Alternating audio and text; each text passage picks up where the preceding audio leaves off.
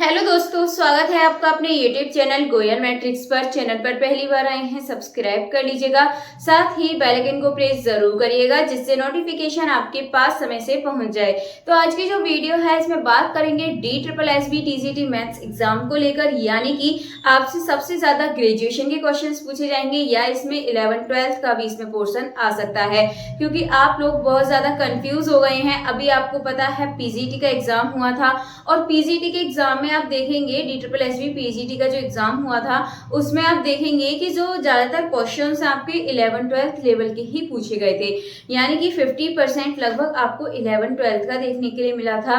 Then इसके बाद आपको ग्रेजुएशन एंड पोस्ट ग्रेजुएशन का इसमें मिक्स देखने के लिए मिला था। फिलहाल तो अभी इसके जब पता चलेगा, जब पेपर मालूम पड़ेगा आएगा, तब आप देखेंगे उसमें कि कितने कैसे क्वेश्चंस आए थे। तो यहाँ पर इतना आइडिया लग चुका है कि यहाँ पर जो क्वेश्चंस हैं यहाँ पर इजी भी रखे जा रहे हैं, मॉडरेट भी रखे जा रहे हैं, लेकिन ज्यादा हार्ड देखने के लिए नहीं मिले हैं। इजी टू मॉडरेट बोल सकते हैं। तो इसी तरीके से आपको DSSB TGT मैथ्स की तैयारी करनी है। अब उनके सिलेबस में तो कुछ यहाँ पर यूनिट्स मेंशन थी जो कि यहाँ पर 12th की थी, लेकिन यदि आप अपना सिलेबस देखें तो उसमें कुछ आपके टॉपिक ऐसे भी हैं, यानी कि यूनिट के अंदर कुछ ऐसे टॉपिक हैं जो कि आपके बेसिक वहां से पूछा जाएगा, और वो जो बेसिक है आपका 11th-12th का होने वाला है। तो बेसिक सी बात है, यदि आप ग्रेजुएशन की तैयारी कर रहे हैं, यानी कि ग्रेजुएशन वाला मैथ्स पढ़ रहे हैं, तो उससे पहले आपने 11th-12th का अच्छे से मैथ्स पढ़ा ही होगा, उसके बाद ही आप ग्रेजुएशन वाला मैथ्स कर पा रहे हैं। तो वहां से भी यदि आपसे पूछा जाएगा तो वो आपका बेसिक ही पूछा जाएगा जो आप ग्रेजुएशन में पढ़ रहे हैं, इससे अलग नहीं आएगा। तो इस बात की आपको चिंता नहीं करनी है। जो यहाँ पर ऑफिशियल सिलेबस है आप देखेंगे, जो यहाँ पर ऑफिशियल सिलेबस दे रखा है उसके अकॉर्डिंग आप यहाँ पर टॉपिक को देखिए, एंड वहां से ही आपको आपका एग्जाम देखने के लिए मिलेगा। क्योंकि PGT का एग्जाम सेम आपका जैसा सिलेबस था वैसा ही आया है, यानी कि जैसा कि उनको सिलेबस बताया गया था बिल्कुल वैसा ही यहाँ पर देखने के लिए मिला है। कुछ भी अलग से देखने के लिए नहीं मिला है, क्योंकि पहले तो हमें पता नहीं होता था कि किस तरीके का एग्जाम आएगा, पर कुछ भी दे देते थे, यानी कि 11th-12th या फिर ग्रेजुएशन या फिर पोस्ट ग्रेजुएशन किसी भी तरीके का आपको वहां पर दे देते थे। लेकिन अभी फिलहाल आपके सामने सिलेबस है, तो आपके उसी के अकॉर्डिंग ही आपको तैयारी करनी है, इससे अलग का आप नहीं सोचिएगा।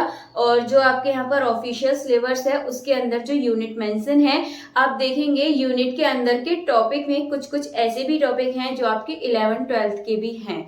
तो यहाँ पर आपको घबराने की जरूरत नहीं है। वो 11th-12th के टॉपिक ऐसे हैं जो कि आपके ग्रेजुएशन से ही रिलेट करते हुए हैं, यानी कि आप जब आप BSc का पढ़ेंगे तो ऑलरेडी आप 11th-12th का भी पढ़ चुके होंगे। तो फिलहाल इसके बारे में बात करेंगे कि DSSB TGT मैथ्स की तैयारी आपको करनी कैसे है, क्योंकि आपको पता चल चुका है PGT के अकॉर्डिंग कि जो आपका एग्जाम है वो सिलेबस के अंदर से ही आ रहा है। पूरा जो एग्जाम है वो सिलेबस से ही बना हुआ है, तो अब आपको इसी के अकॉर्डिंग तैयारी करनी है। अगर उसमें देखें तो अलजेब्रा से ज्यादा क्वेश्चंस देखने के लिए नहीं मिले हैं, लगभग 3 से 4 क्वेश्चंस होंगे जो देखने के लिए मिले हैं। तो अलजेब्रा, अगर आपको अलजेब्रा नहीं पसंद, नहीं करना चाहते, तो आप एक बार को थोड़ा साइड कर सकते हैं।